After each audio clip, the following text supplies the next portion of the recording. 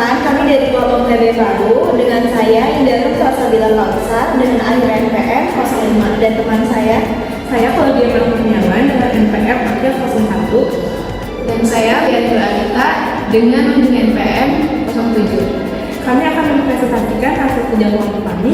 Selamat menyaksikan. Berdasarkan laporan Rizkedas tahun 2018, Papua menjadi provinsi tertinggi dengan jumlah kasus TB paru mencapai 0,77%, melewati standar kasus TB paru yang ada di Indonesia yang mencapai 0,42%.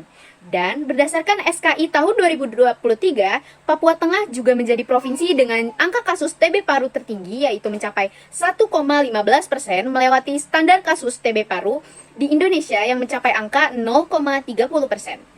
Setelah dibandingkan, Papua Tengah menjadi provinsi dengan jumlah kenaikan kasus TB paru tertinggi. Kenaikan itu mencapai 0,38% dibandingkan provinsi lain. Dan setelah dibandingkan, Provinsi Papua Barat Daya mengalami penurunan yang sangat drastis, yaitu mencapai 0,57%. Perbandingan jurnal.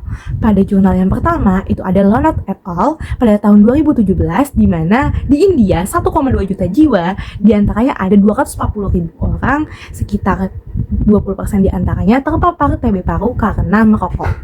Lalu yang kedua itu ada Jurnal Sulung dan Amalia pada tahun 2018, 200 orang di Palu terpapar, diantaranya ada 60 orang atau sekitar 30% diantaranya terpapar oleh faktor gizi buruk. Lalu yang ketiga ataupun yang terakhir itu ada Jurnal Pratiwi pada tahun 2020, 200 orang terpapar di Pasar Minggu, 148 diantaranya atau sekitar 74% terpapar dikarenakan kontak erat dengan penderita. Faktor-faktor yang mempengaruhi TB paru. Yang pertama ada kontak erat dengan penderita.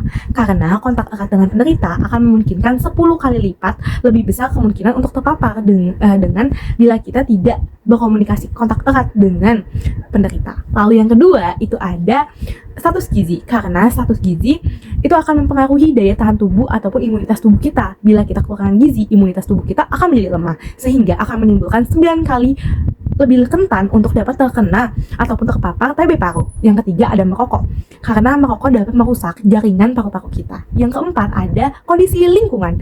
Kondisi lingkungan berupa sanitasi, ventilasi, kepadatan penduduk, sehingga bila kondisi lingkungan yang buruk itu dapat menimbulkan kerentanan untuk dapat terkena TB paru ini. Solusi untuk menurunkan kejadian TB paru. Yang pertama adalah peningkatan edukasi kesehatan. Masyarakat perlu lebih disadarkan akan pentingnya menjaga nutrisi dan menerapkan kebiasaan hidup sehat, seperti menghindari merokok dan memastikan rumah memiliki ventilasi yang baik.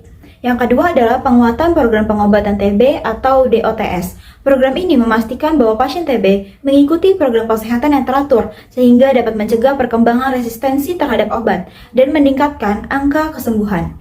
Yang ketiga adalah intervensi lingkungan. Peningkatan kualitas perumahan, termasuk ventilasi dan sanitasi, dapat menurunkan risiko penularan TB, terutama di daerah-daerah padat penduduk.